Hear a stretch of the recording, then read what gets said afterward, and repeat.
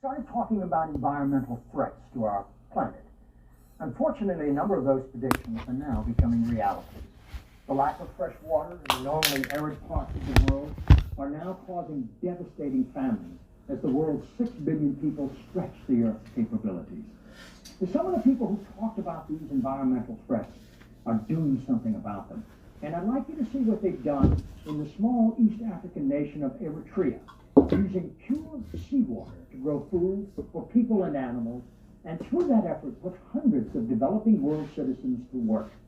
As you watch this incredible story unfold, just imagine it happening in thousands of other places, from the Red Sea to other coasts of Africa, to India and Asia, to Mexico, where it's already begun, and on to South America, a project for the whole world.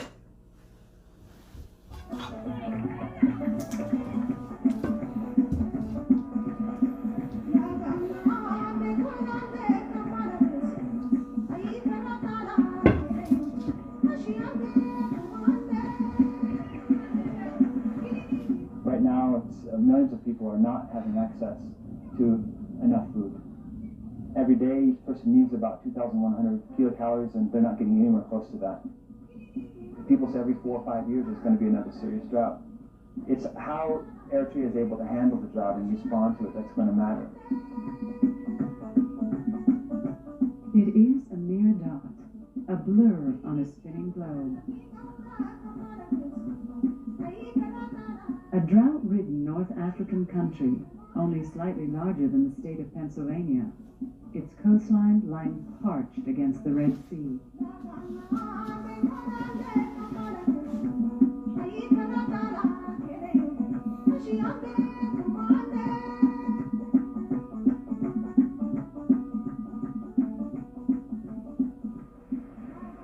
The coasts of Eritrea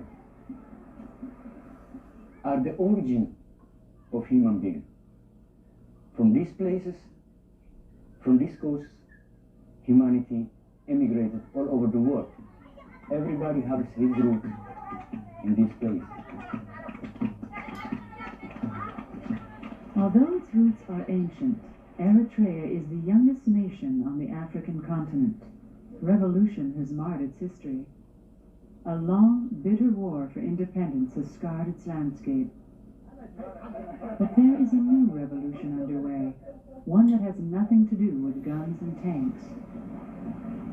It is a surging revolution, aimed at claiming freedom from the relentless drought that drains the nation's resources and saps the energy of its people.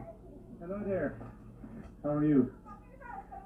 All these beautiful young children depend on goat milk, camel milk, and they normally depend on a little bit of grain. They grow maize, corn, and another year you could see it growing here. So this year, zero, nada, because of no rain.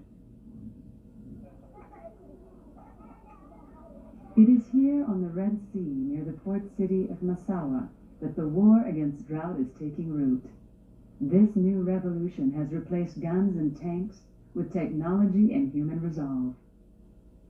Seawater Farms Eritrea and the Desert Development Foundation have joined together with international investors and the government of Eritrea to establish the world's first commercial seawater farm. It has created jobs for over 400 Eritreans and also serves as a laboratory for marine biology students from the University of Asmara. Carl Hodges is the founding director.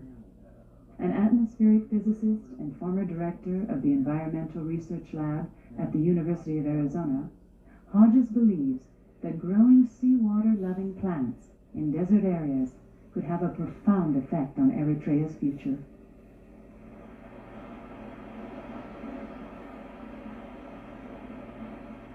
This technology, seawater agriculture, when it's finally in all of its glory, with maybe 20 or 30 agronomic crops, with a whole spectrum of aquatic animals,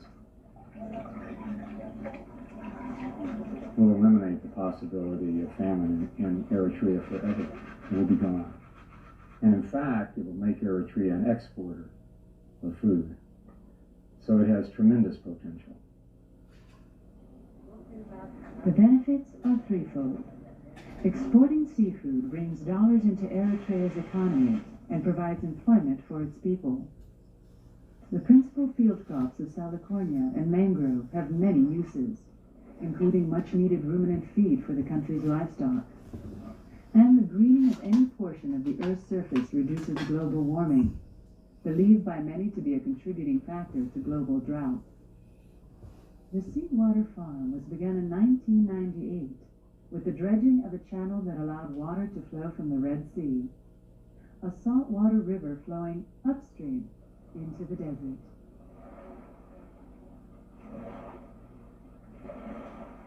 Freshwater agriculture was invented about 10,000 years ago. It means we could stay home and somebody else would grow our food. All of our culture is built on it. But now we've run out of fresh water. This is seawater. This is a river of seawater coming inland. The newly created 3-mile-long river meanders purposely through seawater farms, first filling large tanks that anchor the farm shrimp operation. The water continues its route to enrich commercial fish ponds. Then, twice enhanced with nutrients from the shrimp and fish effluent, the river flows on to irrigate and fertilize agricultural crops. Eventually, many weeks or months later, having been biologically cleaned as it is filtered through the ground, the water makes its way back to the Red Sea.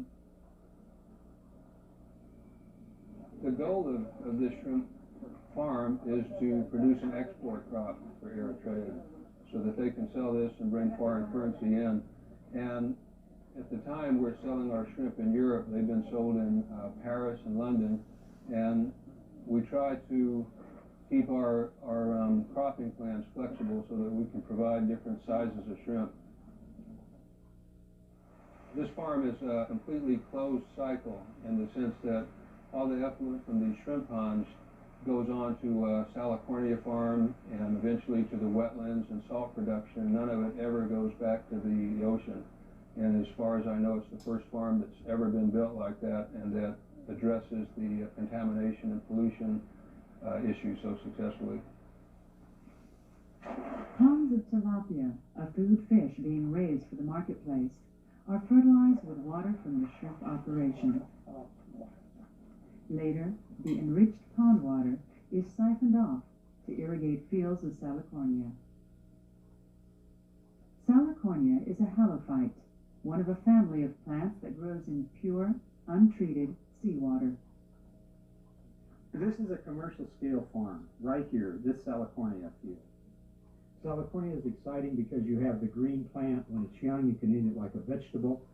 When you harvest the seed, which is about 20% of the total biomass, of that seed, 30% is a high-quality vegetable oil, like safflower oil, for cooking or salad dressing. And the meal, the 70% that's left behind, is as good as soybean meal. It's high protein. You can use it as a supplement to human food. You can use it in animal diets. It's truly an exciting plant. Salicornia also has commercial value in the strong composition building material that can be made from its dried husks. The concept is to cover every square inch of land, so we're maximizing the benefit of solar energy here. The input energy is representing money. In addition to being used for fodder, this ornamental halophyte is also used for cooling the climate in the local area. This ground cover is also very helpful in stabilizing the soil against wind erosion. This plant, if I don't break it off, has something underground that is critically important. Let me rinse it off. This sand that plant was growing in has essentially no carbon. This root structure is a carbohydrate. Good agricultural soil, which this will become over many, many years, has 16 to 18% carbon. So what we've done is we've taken fossil fuel, oil from plants millions of years ago, put it into the air as carbon dioxide. Made our life good by using energy. We're now, with intelligence, taking it back out, generating wealth. This is wealth, above ground wealth, and we're creating high carbon level soil for future generations. This is the way to solve global warming.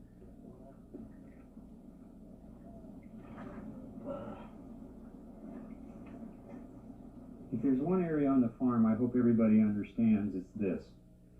This is seawater forestry farming. It is not forestry in the classical sense.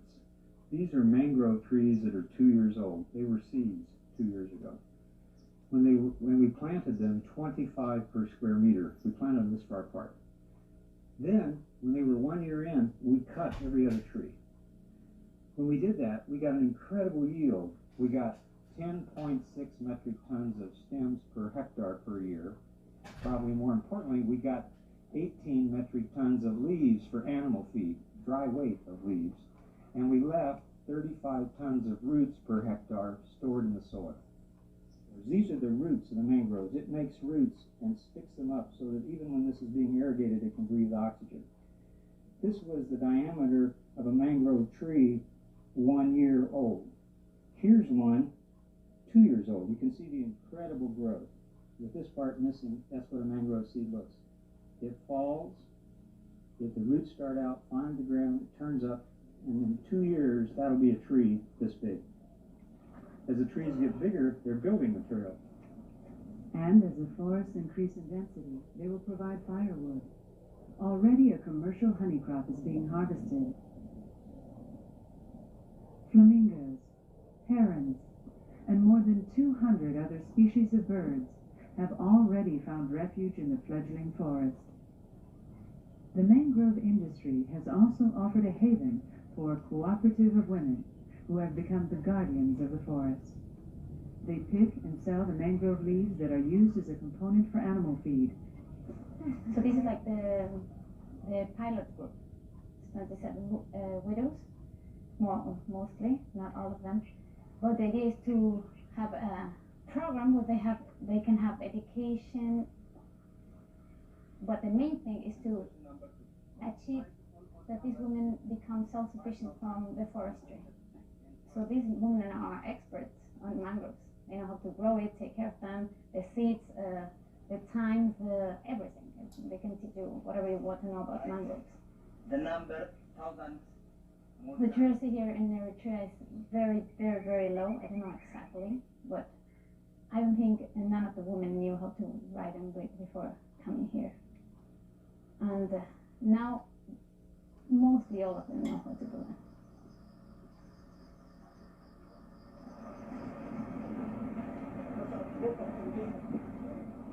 One of the greatest potentials here in Eritrea is livestock production. Obviously, in a place like this that's drought prone, you can't really talk about growing large amounts of wheat and large amounts of cereals here. So we have to look at livestock. If we can develop this halophyte-based small ruminant feed, and we can grow animals here and we can feed them on basically seaweed, mangroves, that kind of thing, then that idea can be replicated up and down the Red Sea coast. Why couldn't we do it in any place along any coastline where seawater plants grow and there's a need for economic development, which describes a tremendous part of the world? The Eritrean coastal area is the origin of human beings. Human beings have their roots here. And I would like to see everybody coming here to see his roots. People from all over the world, the humanity. You know, it's also the roots of the second agricultural revolution. It started 10,000 years ago. Yeah. Because now we're using seawater. We're battling against human ignorance. We're battling against human greed. People that want to look at the developing world as a place to make money exclusively, not putting it in a broad enough context. We're battling against time. Basically, what we're doing is we're taking human intelligence, photosynthesis, putting them together correctly. When human intelligence built those tanks, the whole agenda of war was not the best use of human intelligence. If you're defending yourself, if you're fighting for independence, yes. Once you've got it, a much better use is to let all these remnants that you see around here, tanks laying in seawater, that will dissolve over the next 25 years. And those iron molecules will be in those mangrove trees. That's a much better use of human intelligence. and it's a much more thrilling and rewarding war to fight. Cycles of drought will continue in Eritrea, for drought is no stranger to the Horn of Africa. The seawater revolution that is greening the desert at Massawa could well be a matter of survival for this young nation. Yet, among some, there is an even greater vision stirring. There are 25,000 miles of coastal deserts around the world. The ultimate goal lies further than the eye can see and the oceans flow.